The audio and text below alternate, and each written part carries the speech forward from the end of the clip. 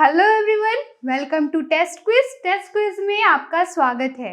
आज की क्लास में हम आपका बिल्कुल आज का एक न्यू चैप्टर धातु एवं धातु कर्म मेटल एंड मेटलर्जी की क्लास स्टार्ट करने वाले हैं। लेकिन क्लास स्टार्ट करने से पहले मैं आपको कुछ जो हमने लास्ट की क्लास में जो कंट्रोल एंड कोऑर्डिनेशन, जो नियंत्रण एवं समन्वय वाला जो हम चैप्टर पढ़ रहे थे, उसमें मैंने शायद आपको गलती से ये बोल दिया कि जो हमारा ब्रेन रहता है उसका जो वेट 1.5 kg होता है, ठीक है। लेकिन मैंने शायद ऐसा बोला कि जो पुरुषों में रहता है वो 1400 ग्राम रहता है और महिलाओं में 1200 ग्राम। तो ऐसा बिल्कुल भी नहीं है। I am extremely sorry for that. वो मैं ब्लड के बारे में बता रही थी कि जो हीमोग्लोबिन होता है, ठीक है, जो हीमोग्लोबिन होता है वो पुरुषों में जो मेल होते हैं, पुरुषों में उसमें इसकी जो मात्रा होती है वो 14 to 16 मिलीग्राम पर लीटर होती है, ठीक है। और महिला में ये जो मात्रा होती है हीमोग्लोबिन की, ठीक है, हम किसकी बात कर रहे हैं? हीमोग्लोबिन की। ब्रेन का वेट 1.5 kg होता है या फिर 1400 ग्राम। क्लियर? वो किसी के लिए भी चेंज नहीं होता। I am extremely sorry. और महिला का क्या है? 12 से 14 मिलीग्राम पर लीटर, ठीक है। तो ये चीज आप लोग वहां पे सुधार लीजिएगा। क्लियर? चलिए अब हम स्टार्ट करते हैं आज की क्लास में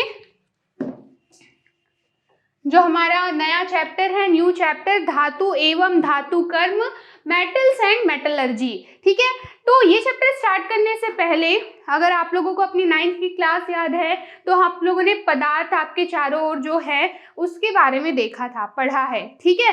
तो हमारे सराउंडिंग, हमारे वातावरण के चारों ओर जितने भी पदार्थ उपस्थित हैं उसको हम दो भागों में बांट देते हैं, ठीक है। तो पदार्थ जितने भी हैं उसको आप लोग दो भागों में बांटते हैं। एक क्या होता है? एक होता है शुद्ध पदार्थ, ठीक है, प्योर मैटर। और दूसरा होता है मिश्रण, जो दो या दो से अधिक पदार्थों से मिलकर बना होता है। फिर यही शुद्ध पदार्थों को हम फिर से बाइफरकेट करते हैं दो भागों में। तो आप इसको जब दो भागों में बांटेंगे, ठीक है, तो एक होता है तत्व और दूसरा होता है यौगिक। तो तत्व और यौगिक में आप लोग को डिफरेंस पता है कि तत्व ऐसे पदार्थ हैं जो सिर्फ उनके जो गुण हैं आप उसको और सूक्ष्मतम अणु में और सूक्ष्मतम परमाणुओं में विभाजित नहीं कर सकते, ठीक है। और यौगिक क्या है? जो दो या दो से अधिक तत्वों के निश्चित अनुपात से मिलकर बनते हैं, वो कहलाते हैं यौगिक, ठीक है। तो अब ये जो आप लोग की क्लास चल रही है धातु एवं धातु कर्म, तो ये पूरी तरह से रिलेटेड है तत्व से। तत्व को फिर से, जैसा कि आप लोग का आवर्त सारणी पढ़ी, पीरियोडिक टेबल पढ़ा, उसमें हमने क्या डील किया? उसमें हम लोगों ने देखा था कि तत्व क्या है, एलिमेंट्स क्या है, ठीक है, और डिफरेंट टाइप ऑफ एलिमेंट्स देखे। तो मैंने वही आपको बताया था कि जो तत्व हैं वो धातु, अधातु, उपधातु किसी भी प्रकार के हो सकते हैं। तो ठीक है, तो तत्व कैसे हो सकते हैं? धातु भी हो सकते हैं और अधातु भी हो सकते हैं, ठीक है। तो जो अधातु है वो आप लोग आपके आने वाले चैप्टर्स में पढ़ने वाले हैं। ये जो चैप्टर है that will be purely related to धातु एंड मेटल्स ओनली, ठीक है। तो ये किससे रिलेटेड है? ये सिर्फ मेटल्स या फिर धातु से रिलेटेड है। तो आपको क्लियर हुआ हम क्या पढ़ने जा रहे हैं? हम पढ़ने जा रहे हैं कि धातु क्या है, उनकी प्रॉपर्टीज क्या है, क्लियर, और तत्वों की किन गुणों के आधार पर हम उन्हें धातु या फिर अधातु कहते हैं, ठीक है। चलिए स्टार्ट करते हैं धातु से। तो हम स्टार्ट करेंगे धातुओं के भौतिक गुणधर्म कौन कौन से हैं, ठीक है। तो आपका हेडिंग होगा धातुओं के भौतिक गुणधर्म, फिजिकल प्रॉपर्टीज ऑफ मेटल, ठीक है। तो धातुओं के भौतिक गुणधर्म हम देखने वाले हैं, क्लियर। तो क्या है धातुओं के भौतिक गुणधर्म? अगर आप लोगों को धातुओं को पहचानना है, ठीक है, तो सबसे पहले आप बात किस बारे में करेंगे कि हम किसी भी धातु को पीट कर, ठीक है, उसको क्या बोलते हैं, एक पतली चादर शीट के रूप में बदल सकते हैं। तो धातुओं की ये प्रॉपर्टी है कि आप उसको पीट कर पतली चादर के रूप में बदल सकते हैं। इंग्लिश में इसको बोले तो इसको मैलेबिलिटी बोलेंगे, ठीक है। तो पहला गुण क्या है, पीट कर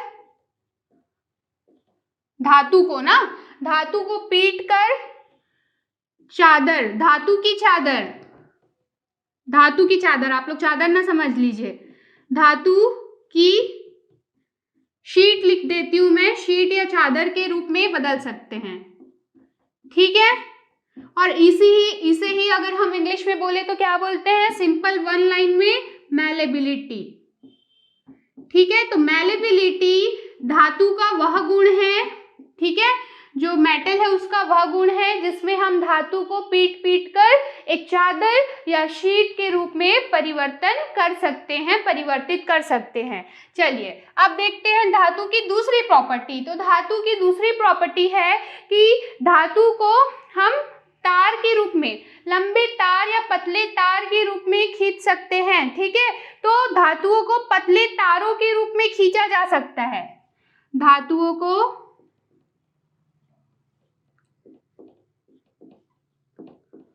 पतले तारों के रूप में खींच सकते हैं, क्लियर। तो ये जो प्रॉपर्टी है कि हम जो धातु है उसको पतले तारों के रूप में खींच सकते हैं, क्लियर। इसको हम क्या बोलेंगे, इसको हम बोलते हैं डक्टाइल प्रॉपर्टी होती है ये धातुओं की, या फिर इसको डक्टिलिटी भी कह सकते हैं, क्लियर,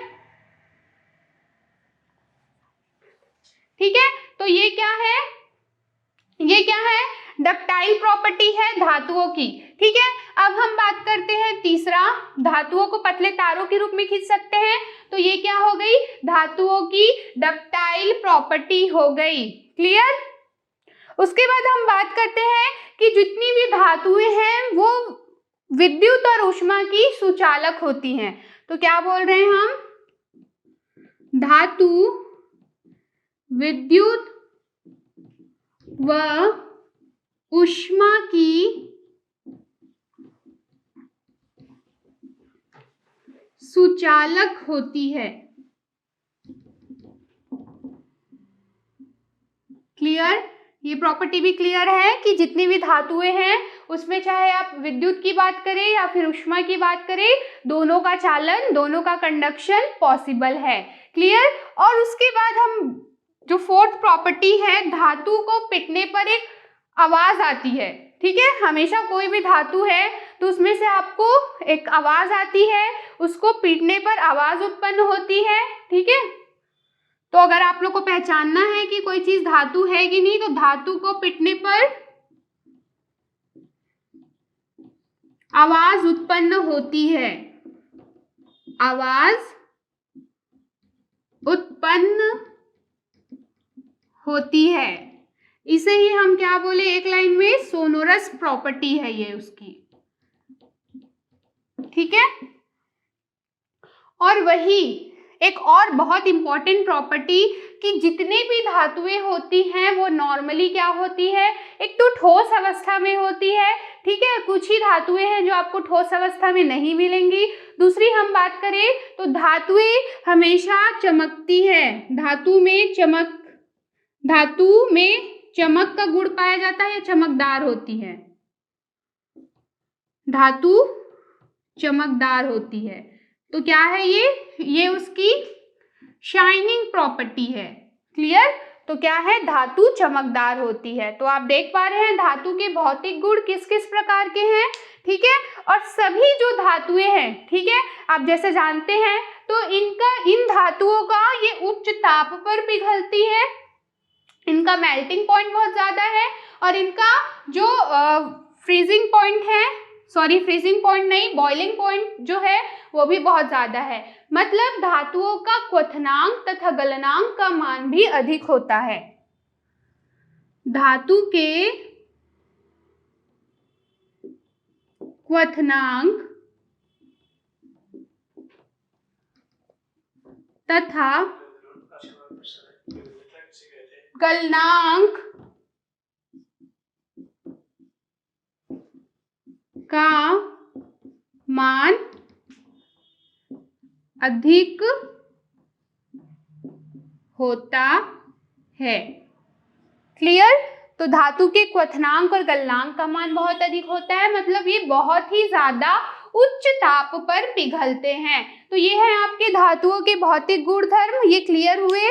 ठीक है, तो ऐसे ही कुछ क्वेश्चंस है कि क्या सारी धातुओं को पीटकर चादर के रूप में बदला जा सकता है? तो नहीं, कुछ धातुएं ऐसी भी हैं जिनको हम पीटकर नहीं बदल सकते हैं। ठीक है, और क्या सारी धातुएं ठोस के रूप में हैं? तो नहीं, ऐसा भी नहीं है जो सारी धातुएं हैं वो ठोस के रूप में प्रेजेंट हो, ये भी जरूरी नहीं है। क्लियर? ये धातुओं की भौतिक गुणधर्म आपको अच्छे से याद रखना है कि धातुओं को पीटकर धातुओं की शीट के रूप में बदल सकते हैं, उनको पतले तारों के रूप में परिवर्तित किया जा सकता है, खींच सकते हैं। धातु विद्युत व ऊष्मा की सुचालक होते हैं। ठीक है, तो उसमें से इलेक्ट्रिसिटी और जो हीट है दोनों का ही कंडक्शन पॉसिबल है। धातु को पीटने पर आवाज उत्पन्न होती है, आप कोई भी धातु पीट कर देखिए उसमें आवाज जरूर आएगी। धातु जितनी भी धातुएं होती हैं वो चमकदार होती हैं।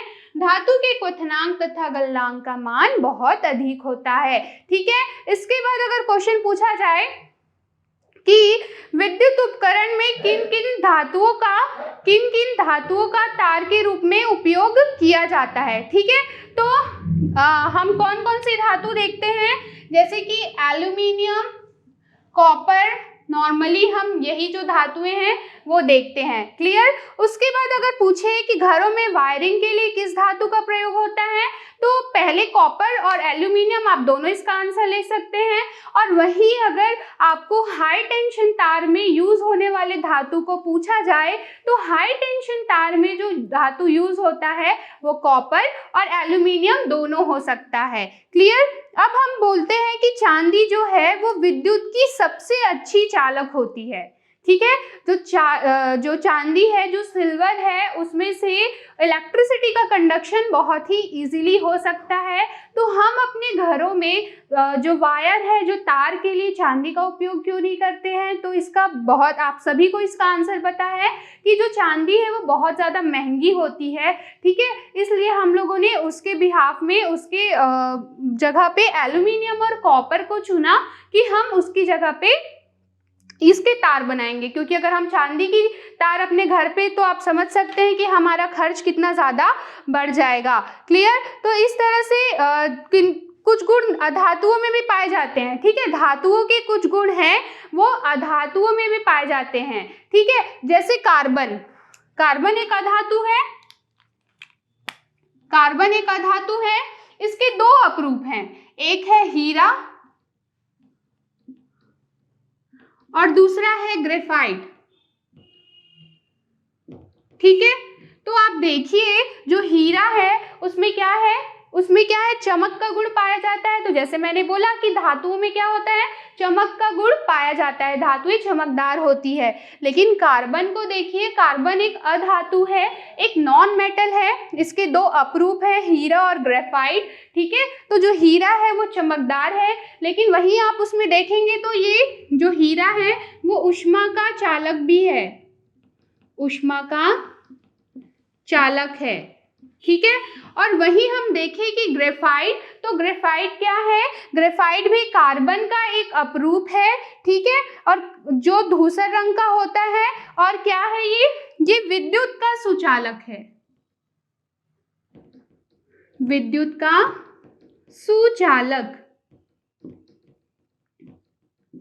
क्लियर? इस तरह से ऐसा नहीं है कि जो धातुओं के गुण हैं वो सिर्फ धातुओं में होते हैं, कुछ अधातु ऐसे भी हैं, जैसे कि आप एग्जांपल देख पा रहे हैं कार्बन का, उसमें भी धातुओं के कुछ गुण पाए जाते हैं। हमने कार्बन के 2 अपरूप देख रहे हैं, एक है हीरा, दूसरा है ग्रेफाइट। हीरा क्या है, एक तो चमकदार होता है, दूसरा वो ऊष्मा का चालक होता है, चमकदार होता है और ऊष्मा का चालक होता है। तो ये दोनों ही गुण किसके हैं, धातु के हैं। उसी तरह ग्रेफाइट की बात करें तो ग्रेफाइट भी जो है वो विद्युत का सुचालक होता है।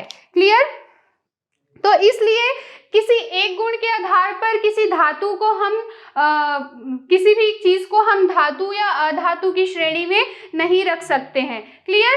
तो कुछ चीजें ऐसी हैं जो जिसकी भौतिक अवस्थाएं जो हैं बदलते रहती हैं। ठीक है। तो जैसे हम बात करें कि जो आयोडीन है वो अधातु है, फिर भी उसकी जो सतह है वो क्या होती है, वो चमकदार होती है। तो इसका मतलब ये नहीं कि हम आयोडीन को धातु के रूप में कंसिडर करें, हम ऐसा नहीं कर सकते हैं। ठीक है। तो धातुओं के जो भौतिक गुण हैं उसमें बहुत सारी समानताएं और विभिन्नताएं होते हैं। ठीक है। तो उनके क्या रासायनिक गुणधर्म बदलते हैं, तो इसके लिए देखने के लिए हम एक एक्सपेरिमेंट करते हैं। क्लियर। चलिए वो देखते हैं वो एक्सपेरिमेंट क्या है। ये सारी प्रॉपर्टीज आप लोगों को याद होनी चाहिए, इसको आप लोग नोट डाउन कर लीजिए। तो हम क्या देखने वाले हैं कि जो धातु है उनके रासायनिक गुणधर्म। ठीक है। उसके लिए हम 6 बीकर लेते हैं। ठीक है। परख नली लेते हैं 6। ये है आपका अ, ये दूसरी परख नली ब, ये तीसरी परख नली स, ये चौथी परख नली द, फिर ये है ई और ये है फ। ठीक है। तो ये जो 2 परख नली है इसमें हम डालने वाले हैं कॉपर सल्फेट। इसमें भी हमने कॉपर सल्फेट डाला। ठीक है। ये जो स और द वाली परख नली है, ठीक है, जो स और द वाली परख नली है उसमें हम क्या डालने वाले हैं, इसमें हम डालेंगे जिंक सल्फेट। ठीक है। Zinc sulphate. क्लियर। और ये जो ई वाली जो परख नली है इसमें हम डालेंगे फेरस सल्फेट FeSO4। ठीक है। कुछ बूंदे डालनी है इसमें और ये है आपका NaCl। क्लियर। इसके बाद हमें क्या करना है, हम इसमें कुछ अलग अलग चीजें डाल के इसका एक्सपेरिमेंट करते हैं। जैसे कि हम इसमें डालेंगे कुछ कील मतलब वो क्या हो जाएगा, लोहा या फिर आयरन। ठीक है। इसमें हम डालेंगे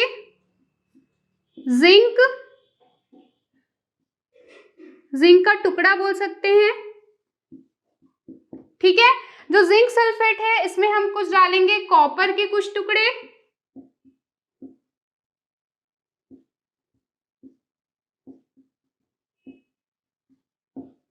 ठीक है। तो आपको कैसे ये 6 परख नलियां लेनी है, आपको 2 परख नली में आपने कॉपर सल्फेट डाला है, जिंक सल्फेट। ठीक है। अब इसमें हम डालेंगे मैग्नीशियम का फीता। ठीक है। इसमें हमने क्या डाला, मैग्नीशियम का फीता। जो फेरस सल्फेट है उसमें हम डालेंगे कुछ दानेदार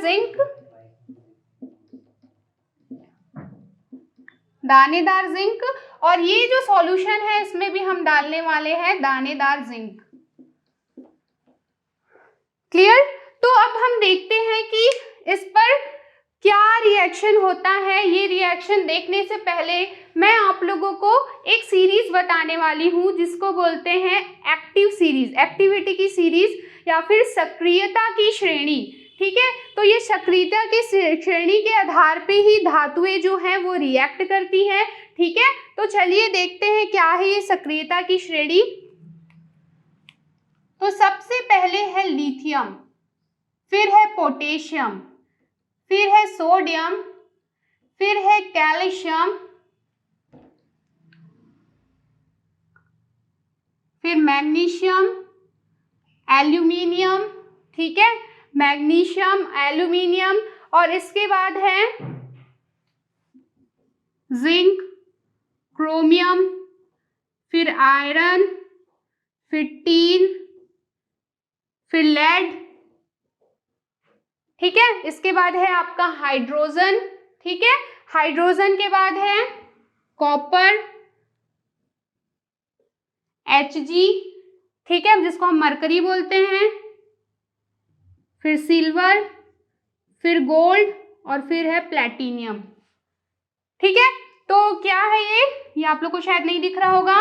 Hg के नीचे है Ag, फिर Au, फिर प्लेटिनम। तो ये क्या है आपकी, ये जो है आपकी सक्रियता की श्रेणी को दिखा रहा है। अब सक्रियता की श्रेणी का मतलब क्या है कि जो एलिमेंट्स, जो धातुएं बहुत जल्दी रिएक्ट कर जाती हैं, ठीक है, तो जो धातुएं बहुत जल्दी रिएक्ट कर जाती हैं उन्हें हम क्या कहते हैं, उन्हें हम लिस्ट में सबसे ऊपर रखा है हम लोगों ने सक्रियता की श्रेणी में। ठीक है, तो सबसे मतलब कि सबसे अधिक और सबसे ज्यादा सक्रिय कौन है, तो इस जो टेबल आप देख पा रहे हैं, ठीक है, इसके अकॉर्डिंग जो लिथियम होता है वो सबसे अधिक अभिक्रियाशील होता है। ठीक है, तो ये क्या है, अधिक अभिक्रियाशील, मतलब ये सबसे ज्यादा अभिक्रिया करेगा, और जो प्लैटिनम है वो सबसे कम अभिक्रियाशील होता है।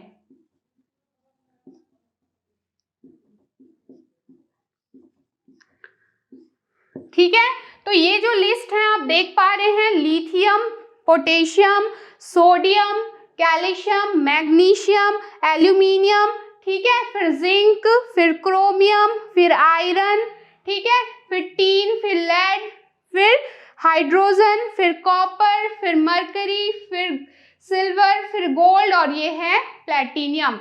तो ये जो सीरीज है ये घटते हुए क्रम में है, मतलब सबसे ज्यादा क्रियाशील है लिथियम, उससे नीचे आप आते जाएंगे तो जो क्रियाशीलता है वो धीरे धीरे कम होते जा रही है। तो वो धातु जो किसी अन्य धातु को उसके लवण के विलयन से विस्थापित कर रही है वो क्या होगी, वो अधिक सक्रिय धातु कहलाती है।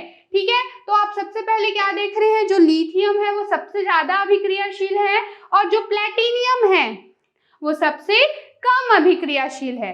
चलिए अब हम देखते हैं आपका एक्सपेरिमेंट कि आप इससे क्या समझ सकते हैं। तो ये जो विलयन है कॉपर सल्फेट का, इसमें आपने डाल दिया कील। कील मतलब क्या है, आयरन। ठीक है, तो आप यहाँ पे देखिए कॉपर कहाँ है, नीचे है, और ये जो आयरन है ये आपको ऊपर में दिख रहा है। इसका मतलब ये जो आयरन है वो कॉपर से ज्यादा क्रियाशील है।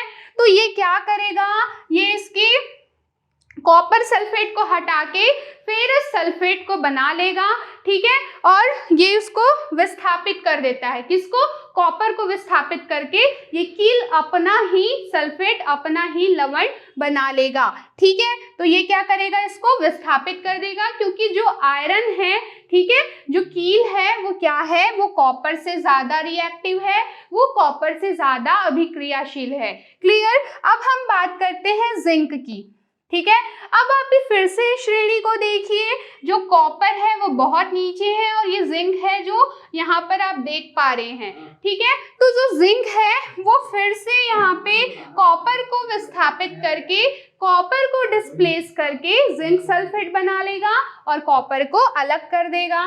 ठीक है, क्यों, क्योंकि जो जिंक है वो ज्यादा रिएक्टिव है as compare to copper sulphate. Clear. Now अब हम बात करते हैं जो जिंक सल्फेट है, अगर उसमें आप कॉपर के कुछ टुकड़े डालेंगे तो कुछ प्रभाव पड़ेगा क्या, बिल्कुल नहीं पड़ेगा, क्योंकि जो जिंक है वो ऊपर में है और यहाँ पे देख पा रहे हैं ये जो कॉपर है वो उससे कम अभिक्रियाशील है, उससे कम रिएक्टिव है, तो वो उसके कंपैरिजन में उतना रिएक्ट नहीं कर पाएगा और ये इस सॉल्यूशन पर कोई भी प्रभाव नहीं डाल पाएगा।